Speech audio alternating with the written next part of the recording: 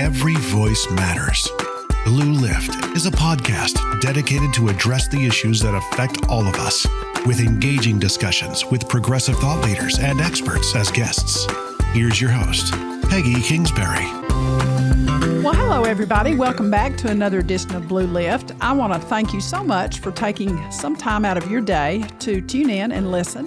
And I hope that you are sharing this podcast with your friends and neighbors. Well, I guess be careful with the neighbors because we all know where we live and we have to be a little careful with what we share with whom.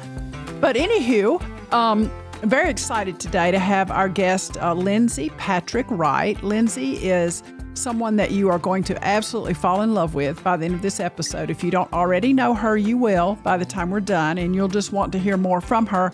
And she's going to tell you how to do that at the end. Lindsey became an accidental DEMfluencer. I love that, DEMfluencer, during the last campaign cycle after she made a TikTok video that went viral. And we'll talk about that some. It had about 5 million views. Maybe after this podcast, we'll hit 6, okay? So that's our goal. And we're going to link that in the show notes. My wonderful producer, Jim's going to take care of that for us. Lindsey is a former librarian, and she is mom to a queer teen. Her advocacy areas are focused on LGBTQ plus issues and book banning, which sort of go together, you know, about like salt and pepper. Unfortunately, yes. Yeah. Lindsey is a professionally trained actress, so she's very comfortable in front of a crowd. And when you see the video, you will see that. She also enjoys quiet downtime crocheting donkeys for local candidates and elected officials. And I got to tell you, those are some big ass donkeys. Little play on words there. I do make little ones. Yeah. I make little ones too. Yeah, but you see what I did there, huh? Yes, but they are adorable. So maybe we can even put a link to one of those donkeys in the show notes because I just love them. They're absolutely fabulous. I want to draw everybody's attention to something first, though. So, you know, rarely do I do my own personal protest on my show, but since it's mine, I can do that. I am wearing a sweater today that was inspired by J.D. Vance. I will show you. This is my childless cat lady sweater, and so I'm very proudly wearing that. Yes. I love it. Yes. I love it. Well, you know, you got to own what you got to own, right? So, well, Lindsey, I'll tell you what, I want to start this conversation by asking you about when you became an advocate or when you knew that you had this real desire to stand up for people who needed somebody to stand alongside them. Was it as a child? Oh, that's a good question. I do think that my parents have always instilled in me looking out for others. I think I was raised in a small town in Arkansas, and somehow my parents are still incredibly progressive and always have been. And so, we spent Thanksgivings going to soup kitchens and spending time at soup kitchens, volunteering. My parents even took me to a whole bunch of different churches growing up. Not that there were that many in rural Arkansas, but they just very much wanted me to see the world outside of our small town in Arkansas. Now, when I was a teenager, we moved from there to Memphis, Tennessee. So that was kind of eye-opening for me. But my mom, still to this day, my friends, all of us are in our 40s, and they will still call my mom. So, if they need advice or if they just need that motherly voice. And so I've had that modeled for me that, it's important to listen and it's important to be available. The other thing that my parents really taught me was, recognizing what your gifts are and using those gifts. And something that I have really come into my own is my gift is my big mouth. and I mean that in a couple of different ways. First of all, I can project since I'm an actress, but like I've explained to my child, most people are more afraid of speaking in public than they are of death. I've which read is a that statistic before. That's just staggering to me. Yeah. But we don't have that problem, my child and I. And so, we are fine getting up in front of a crowd, whether we're prepared or not. We will figure something out. And so that is, I'm like, that is what we will do in this fight, is we will use our voice. And so, once I realized I had young eyes watching everything I did with my child, I wanted to model that same kind of advocacy that my parents modeled for me. And That's so great. there is I did a video on this. There is a picture of me at age 11 in Arkansas at a pro-choice rally holding a ban's off my body sign. So again, I'm not really sure how my very young parents, very country parents, ended up being as progressive as they are, but I'm very grateful. Well, that's amazing. That's a great story. Oftentimes, when I talk to people who are strong advocates and outspoken, I will find that they are the kind of people who would take up for the underdog, even from a young age. And I'm betting that's you. If somebody was being bullied in school, I bet Lindsey stepped in. I would like to believe so. I'm still friends with a lot of people from high school, which not everyone can really say. And I'm hoping that's because I was a good friend to folks in high school. Yeah. But we all look back at our past and wish that we did things differently. Looking out for others is certainly what got me into being a public librarian.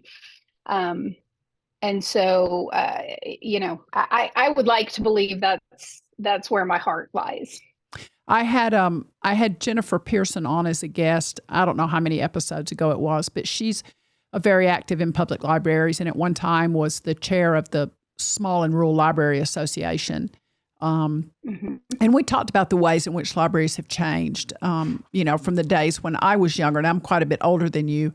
It was just a place where you went and some little lady in a bun who would shush you and show you how to use the card catalog and tell you to be really quiet. But there's certainly different places and spaces now, that's for sure. Well, let's talk a little bit about what brought you to the room where you made your viral speech. I know that was at a school board meeting, is that right, in Wilson County, Tennessee? Yes, Wilson County School Board. And the topic was banning books, correct? Or was it around LGBTQ Yes. issues in the schools? Technically both, because as Okay. you pointed out, many of the books that are now banned, but at the time were on the chopping block, were LGBTQ focused. And obviously that is.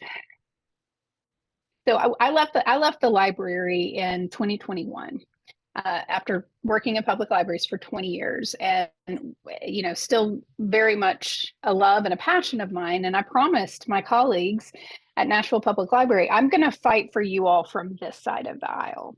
And so when I saw the attacks being made on books and on our librarians and teachers, that even more than the content of the books is what made me stand up. Being on and knowing what it is like to be on the other side of that desk, being called names like groomer, schmedophile, you get the idea. Yeah. When you're just, trying to put the right books in the right people's hands, I know that the profession of librarians and the profession of teachers are noble professions that people go into to help others. Yes. Not to indoctrinate. And so I very much wanted to stand up for our amazing teachers and librarians in Wilson County schools. And so I wanted to give the perspective of being an author, an award-winning librarian, a parent of a gay kid, but certainly to open up the school board members' eyes to one of the reasons I left my profession was because of the rhetoric that they were perpetuating. And they were going to end up losing teachers in Wilson County schools, which they have, because the school board, which is now almost entirely very conservative and very pro book banning, it has made teachers in Wilson County afraid for their jobs and their profession. So they're moving to surrounding counties where they make more money and they have a supportive school board.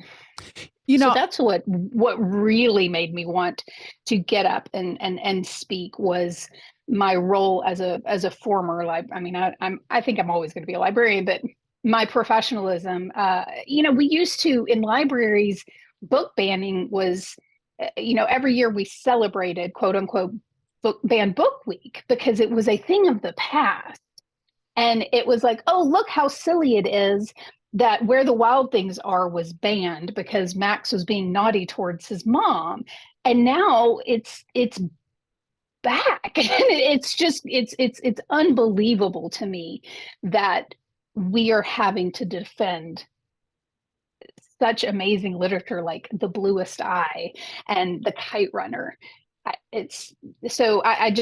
was like, okay, this is it. You said you were going to fight from this side of things, Lindsey. It's time to use that big mouth and get up and do that. So that's the very first time I got up in front of the school board. It was to talk about book banning and to talk about how that rhetoric is dangerous. Unfortunately, that rhetoric did start turning to where it was attacking my own child, with a school board member being very aggressively homophobic and transphobic in his public setting. And he proposed the outing trans kids policy on a local level before it went to the state. He proposed it at a local level.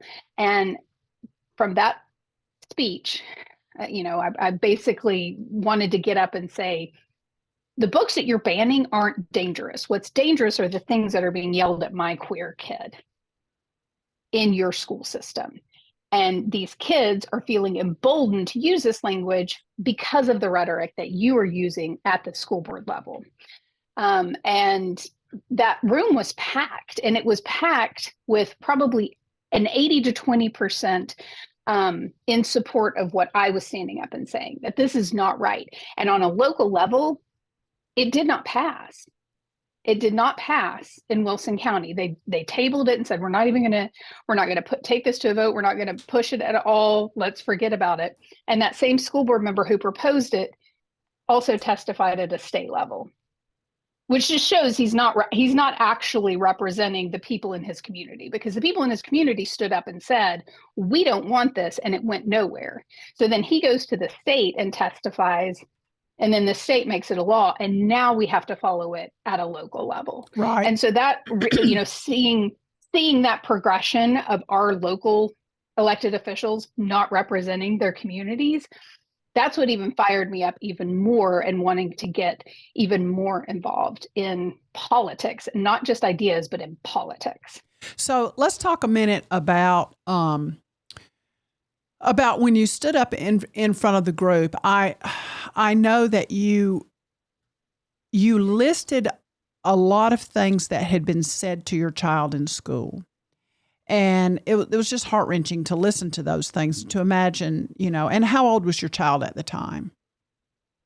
At the child, they were in 5th grade. Okay. I'm sorry, 6th grade. Sixth grade. Were these things reported to the school system and they just did? I mean, because to me, I guess what I'm getting at, Lindsey, is what I see is, most people who are even somewhat reasonable understand that bullying is a bad thing. Bullying, but, when I was in school, I got picked on and nobody made a big deal about it. But then all of a sudden, I think everyone began to realize, hey, this sort of bullying atmosphere in schools, that's not good. We need to do something about that. And I think everybody agrees that bullying is bad, unless the person being bullied has been labeled as other than.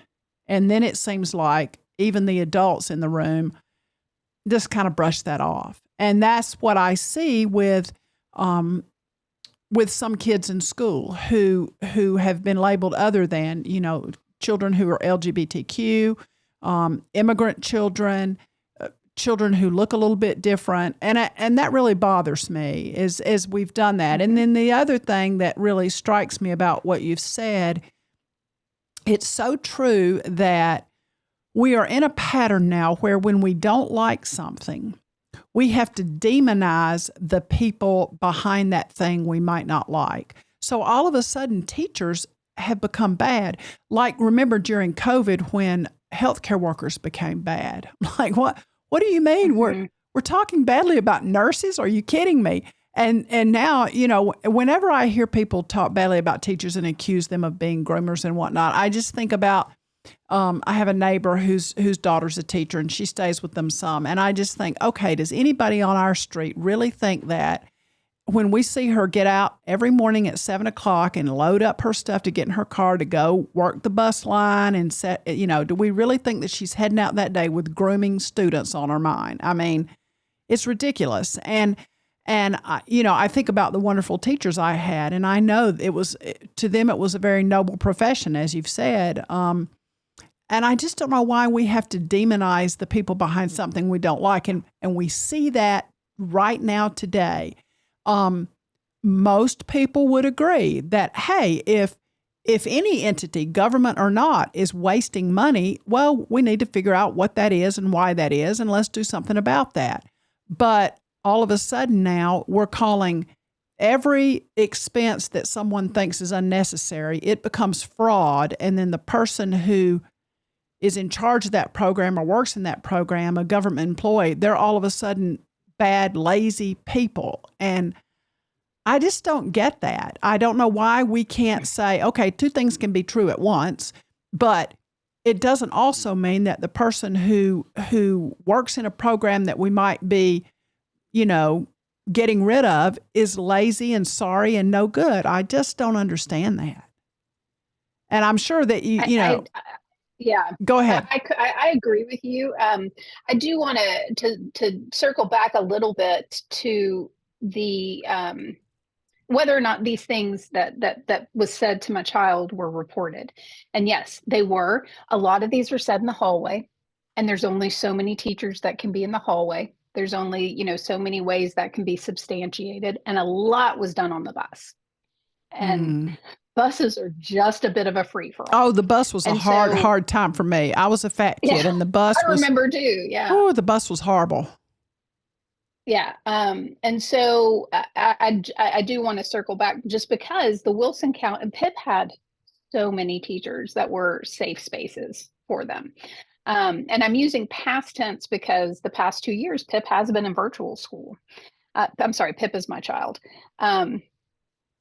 They have been in virtual school in the Wilson County virtual school program just because middle school. I mean, middle school is awful for many kids. But as you were saying, PIP is very, comfortable in who they are. And while they're comfortable standing up for themselves to an extent, PIP was putting themselves out there a little bit more and making themselves more of a target because they were standing up for their friends. And that kind of made them more of a target. PIP got that from mom. Who got that from mom? I am very proud of them. And I remember saying to them sometimes, like, if this person says that to you, you wouldn't let them say that to your friend. So don't let them say that to you. You have to be your own friend first.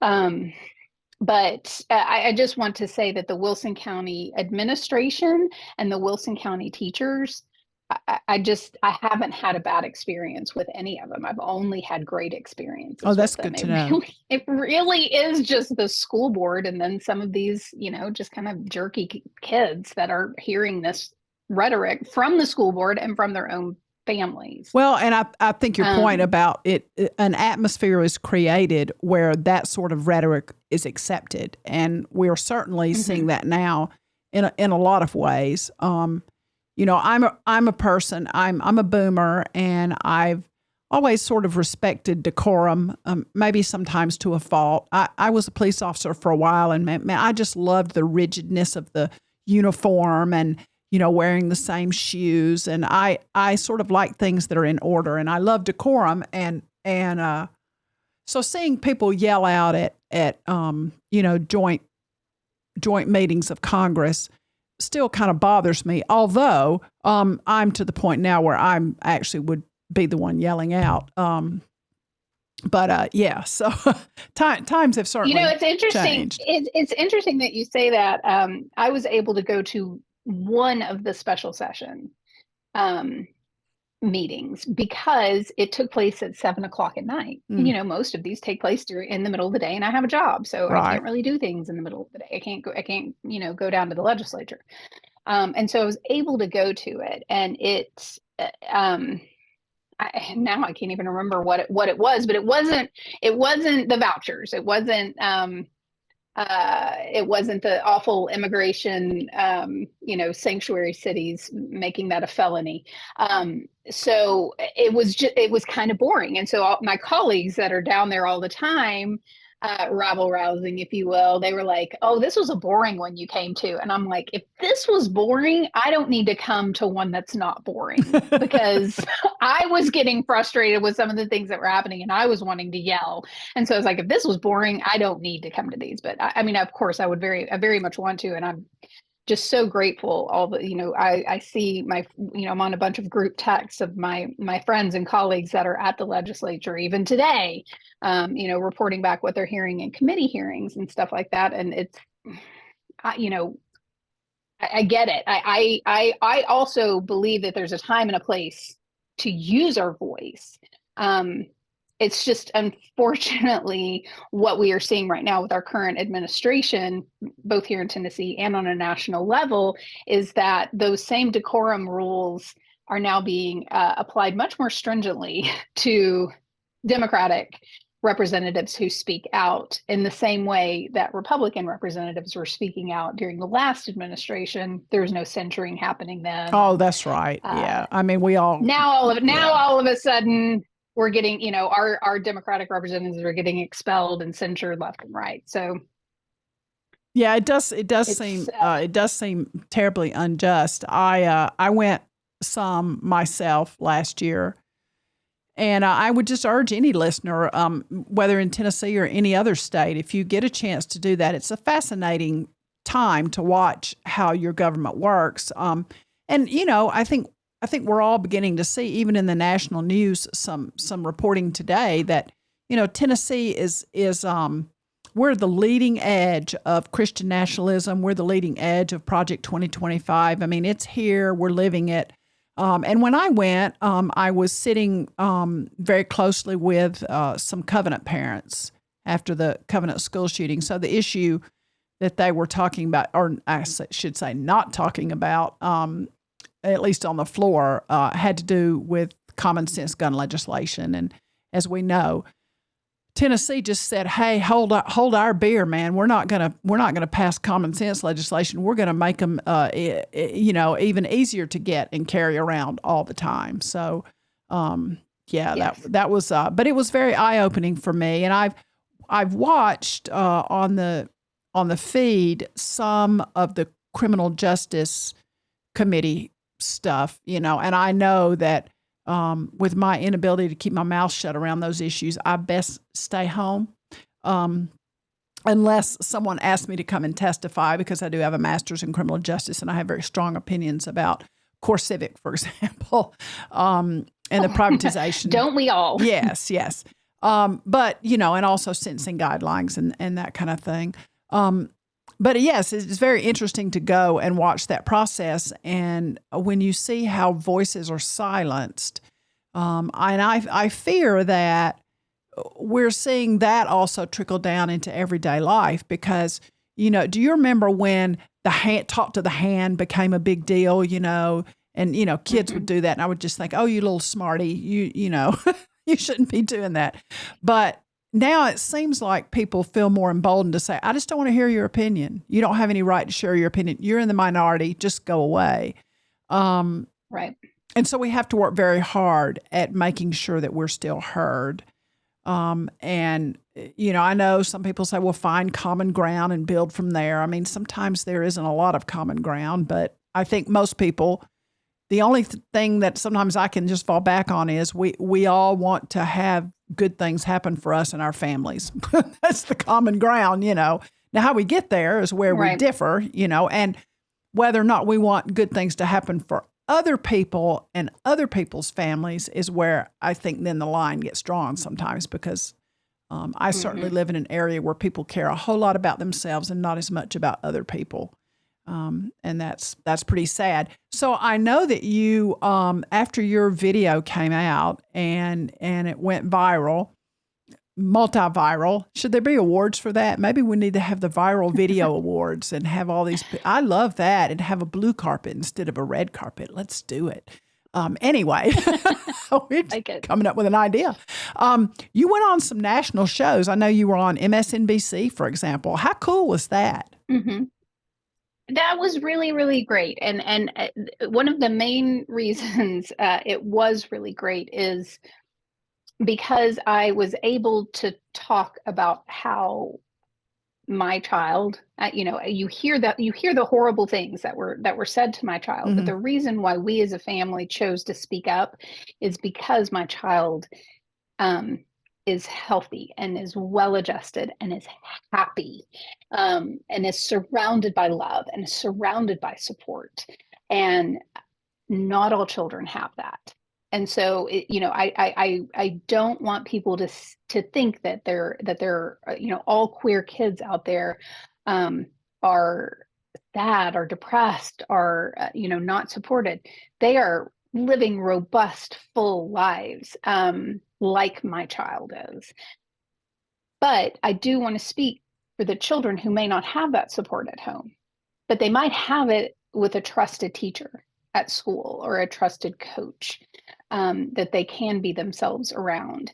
And what the outing trans kids policy essentially does is it takes the ability for a teacher to be that away from them. It takes that lifeline away from the child. And so at the end of the day, when my kid comes home and has had these awful things yelled at them, I can give them a great big hug and say, all right, let's sit down with our journal and write through this. And we have healthy ways to address what happened to them.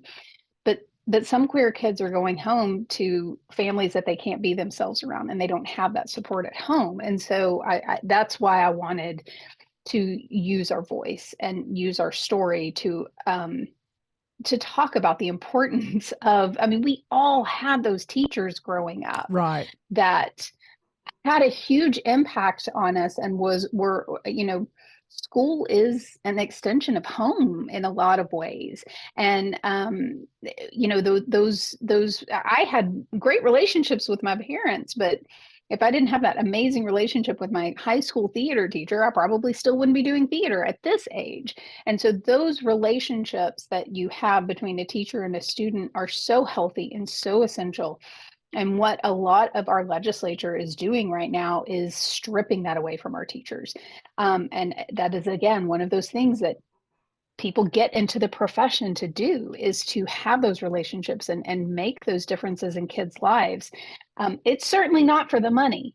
And so when you start taking those bits away, those bits of joy and fulfillment away from these professionals, they're going to leave. And it's what I did. That's why I left my profession.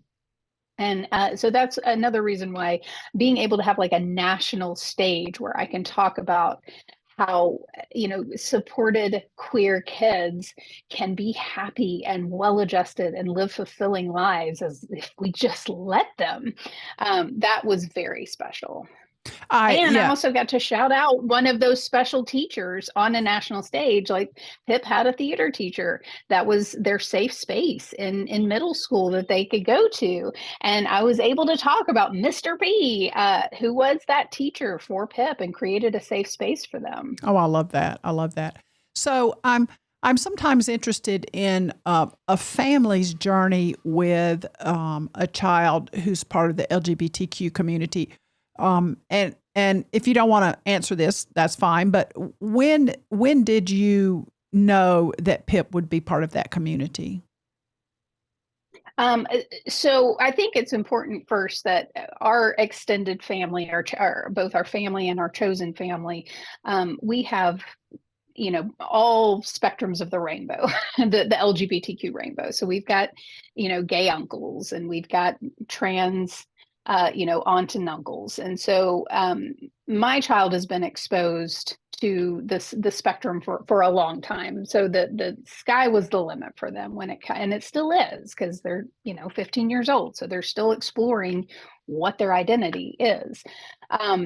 I do remember the first crush that my child had was on a girl. My child was assigned female at birth. And so, it was like, well, that, doesn't really surprise me, but I just, kind of rolled with it. And so this is when they were, much younger. And then when they were 11, they kind of came down the stairs. And also, I just want to be very clear. My child is totally fine with me talking about that. They also know that at any point, if they're like, I would like my life to be private again, that I am not going to be this outspoken mama. But right now, they also feel like it's important to tell their story.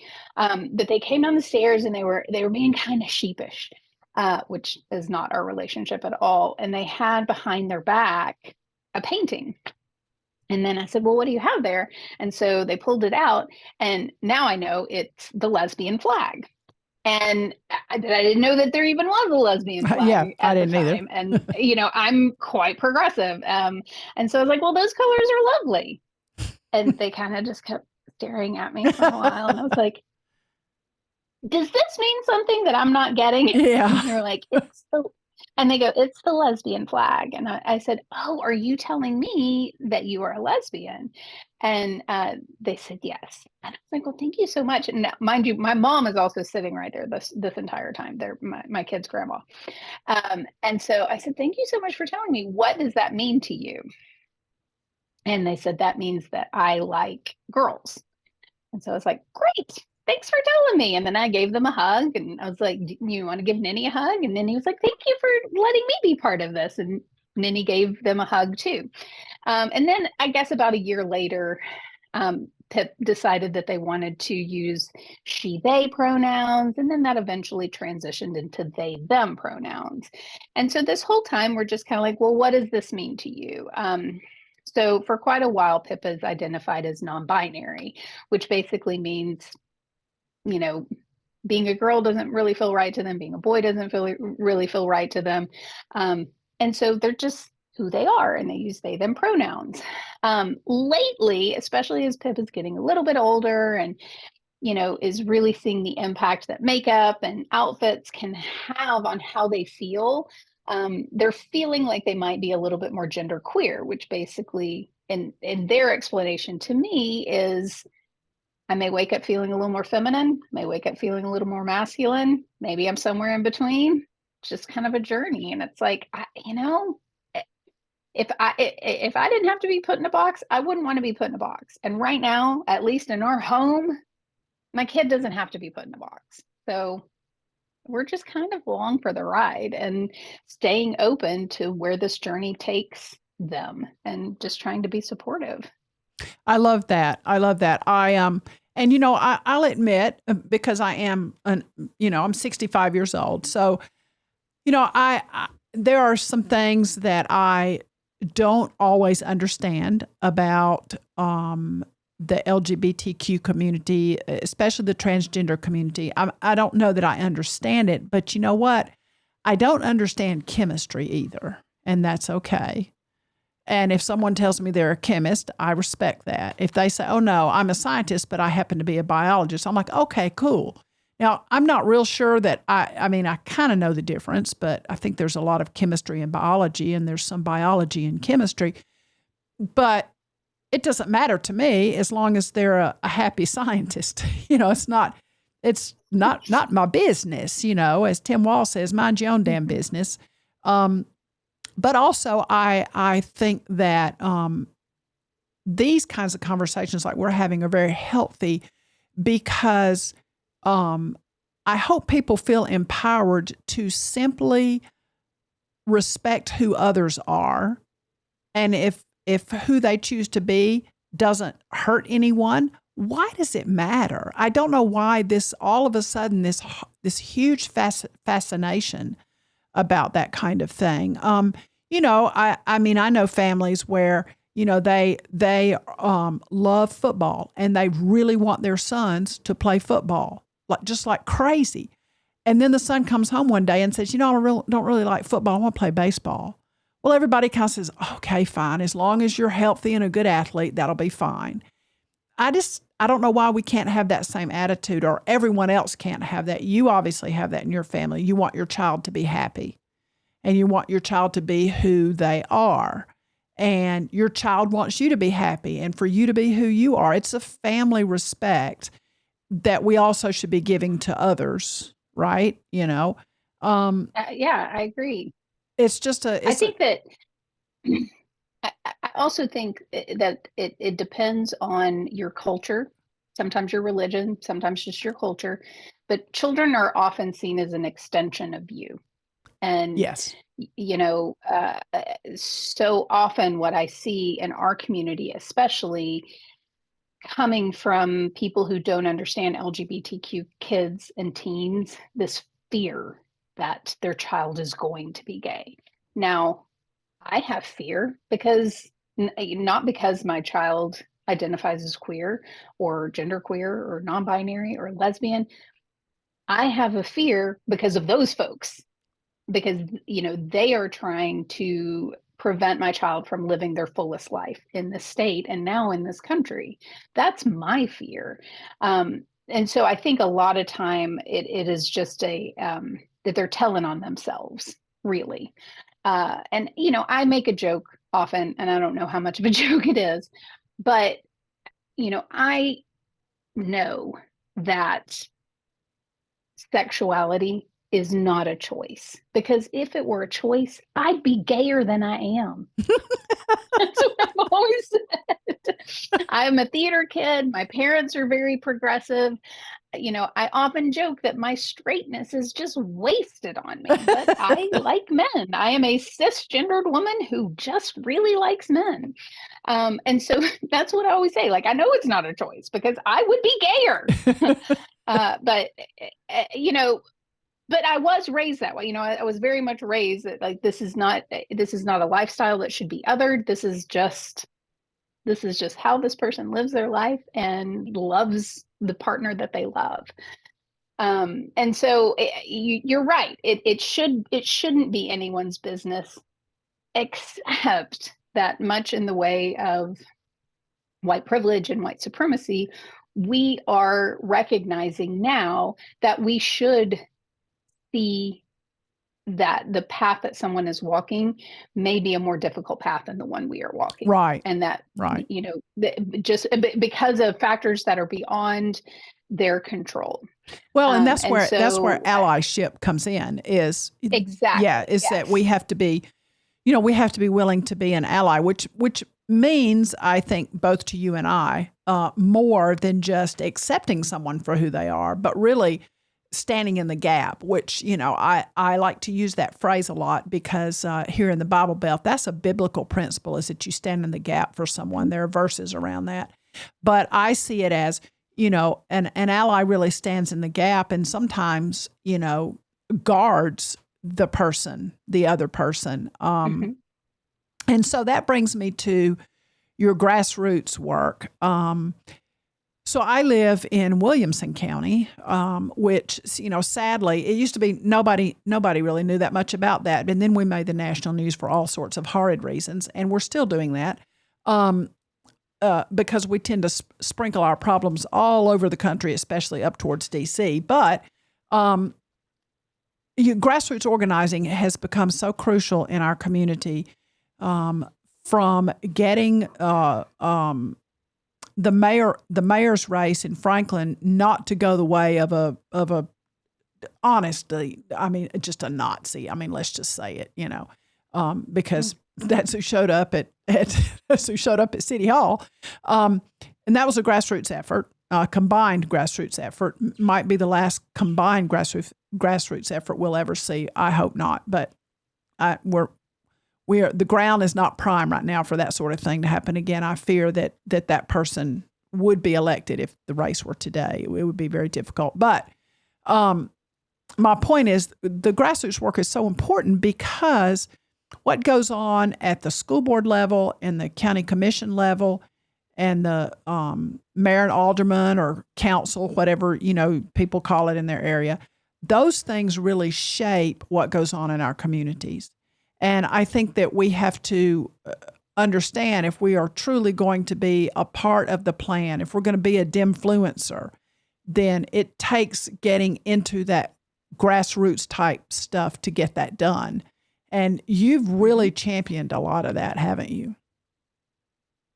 I've certainly tried, but it wasn't, it was in a way to build my own community. And gosh, I don't even know that I can say that. I feel like that's giving me too much credit. I think when I got up and I yelled at the school board, the community came to me and said, "We are here. We just may not be out there like you are." But there's a reason for that. And the reason is, and this is kind of going back just a little bit to what you were just saying, even with our situation, even though my child's identity is constantly under attack in the state of Tennessee, we are still in a privileged place because my child doesn't need or want medical intervention. And I wouldn't be able to be so out in the open if that was something that we needed at this time. True. And so that is another reason why we are standing in the gap, because yes, my child has to face, things that we absolutely shouldn't be having to face in the year 2025, but we are still walking through the state with privilege because this is just an identity, and it is not. There's no medical intervention that we need right now. And so when I saw a lot of the community that came to me can't be public. And so that's why I very much wanted to be out and be a face that people could see and a story that people could hear and maybe empathize or at least sympathize with, to show the people show everyone that they're not alone, not just here in Wilson County, not just here in Mount Juliet or Lebanon, but in those other small towns in Tennessee or those other small towns in Alabama or Mississippi, that there are people like me that are fighting, and we have a community around us, whether you can see it or not. And it's the people around me that are doing the work. I'm just amplifying it. I try to say that over and over again. I am just lending my voice to this effort and amplifying it. But the people who are doing the work are, like I said, my friends right now who are down at the Capitol, who are meeting with our representatives. Speaking of grassroots movement, this is just a tiny little example. But yes, I think it's yesterday, the Senate Education Committee was hearing unfortunately it passed in the committee, but not allowing immigrant children, undocumented immigrant children to learn in Tennessee, allowing schools to turn children away. That's where we are as a state right now. And so all of my fellow organizers here in Wilson County made it a priority to contact our Senator, Mark Pody, who's extremely conservative. He's co-signed the covenant marriage bill, or co-sponsoring the covenant marriage bill. So he is extremely conservative. And we flooded his office with calls yesterday, and he voted no in committee. Still passed, but our representative, who never listens to us, voted no. Oh, that's very encouraging. All of the phone calls. I knew there were some no votes. All of the phone calls. Yeah. And there were other Republican no votes. I mean, this one should be a no-brainer, but here we are in Tennessee. You can never say anything is a no-brainer. But all I did was make one of those calls. I didn't even have time yesterday to use my platform to boost it out to, my followers. That was all done by people behind the scenes. And so, I think that's important to note, that I don't even want to say I'm the face, because I'm not the face. I'm maybe a voice in this movement that's happening here in Wilson County, but it is all of my friends that are doing the work. I'm just, giving them a microphone. Well, and the things you mentioned are so important, though. It's really, in my mind, is so important that we all remember that our voices deserve to be heard. And every issue might not be my particular issue, but there are certain issues that I feel very strongly about, whereas other people feel strongly about other things. And so I think that what I hope that people understand is that, if you're driving around your county and you see a new development going up on some beautiful farmland and you think to yourself, well, how the hell did that happen? Well, maybe it happened because you and all your friends didn't go to the city council meeting and say, we don't want that to happen. Yeah. And so before you know it, you haven't used your voice, you haven't spoken out, and now you're living with the consequences. And it doesn't mean it always turns out our way when we speak out. In fact, for the world you and I live in, it's pretty much not gonna, but we still keep doing it. And like you said, absolutely, you said your representative voted no. And I think that particular issue about immigrant children in school, I believe because it was so close in the committee, we'll either never see it go before the full House, the full Congress in Tennessee, or I don't think it will pass. But just the idea that it's being thought of is rather shocking to me. And that it did pass in subcommittee. It did, yeah. I mean, it was a 5-4, but it moved along. Yeah, it didn't go to what they call summer study here in Tennessee, which means we're putting your bill out to pasture. But it is shocking to me that we are even having that conversation because now we're saying we're going to have children in our state who aren't going to school, who aren't allowed to go to school. And then B, we're saying we think their parents did something wrong. I'm not putting myself in that group, but let's say, we're thinking their parents did something wrong. Therefore, it's the child's fault and they're going to suffer the punishment for that. And that's just absurd. I mean, how long will it be before they say, children of people who have broken certain laws can't go to school? Oh, your dad's in prison, you can't go to school. I mean, it's just it's ridiculous. You're gay, you can't go to school. Yeah. It's you have two moms. Nope, you're not welcome here. Yeah. And so I think it's through these grassroots efforts that are so important. You mentioned the phone calls, and I love the 5 Calls app, which if my listeners don't know about that, it's the number 5 Calls, CALLS app. You just Google 5 Calls, the number 5 Calls, and you put that app on your phone and you can pull it up and you can find whatever the issue is of the day. But when you put your zip code in, you just touch on the number to call your representatives. I mean, it could not be easier. And I try to make 5 calls a day. And sometimes I get a live person and it gives us a script we can read. I'm like you. I don't really have a problem thinking on my feet and yapping my head off. So, but I do try to keep it kind of pithy and on the point. But I say what I've got to say. And so I feel like at least if it's a day when I can't do anything else, I've made those 5 calls, and, I use hands-free when I drive, but I've got a big screen in my car so I can just touch it and I can just be driving down the road and telling Marsha Blackburn what I think about things, Yeah. I don't know about you, but my calls have gotten a little less polished. Well, yeah, I'm a little spicy sometimes. I used to have like a really clear outline of like, please vote this way, please vote this way. Here's a statistic. And I have made a couple of phone calls lately that are like, will you please just stop being a horrible human being? Yeah.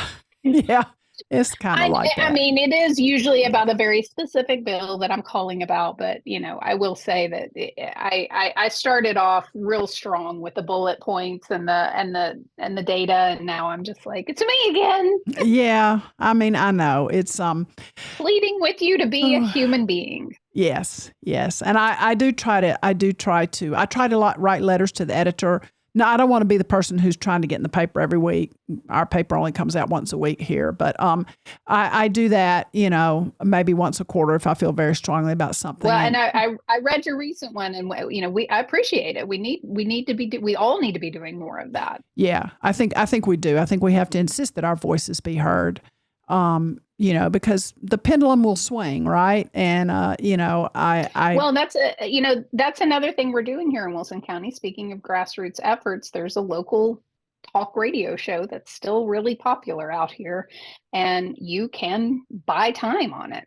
And our Wilson County Democratic women have bought time on it. And wonderful. We're getting Some of our candidates that ran in the last election cycle, we're hoping to get some of our Democratic representatives that are, like John Ray Clemens he's a Wilson County boy. So he's, Right. We still consider him our representative. And so we're hoping to get him out there on the show. That's a very specific thing that we can call our folks in Wilson County and say, we want to get on the radio show to share our perspective, because right now, the elected officials are all Republican. They get free time. So we got paid for it. This is how much it costs. Will you give us $10 to help us get to this goal of getting on the radio show? That's great. That's great. And that's actually why you and I are even talking today on this podcast. I started it because our Democratic candidates didn't have anywhere to have their voices heard, to have a little bit longer form interview. And I started it for that reason, and then it kind of took off. And I thought, well, you know what? I'm just going to keep this. This is something I can do. I'm going to keep this going. And it's completely self-funded. I never sell anything. If somebody wants to, start financing the whole thing, I'm not going to turn that down depending upon who it is. But, basically I do, this is my grassroots effort here. This is the way that I get issues out in front of people. Well, I've really enjoyed this today, and I want you to tell us all of the different ways that my listeners can get more and more of Lindsey Patrick-Wright. Where can we see more of you? Well, thank you. Right now, the platforms that I'm on, as long as those platforms are available, are Instagram and TikTok.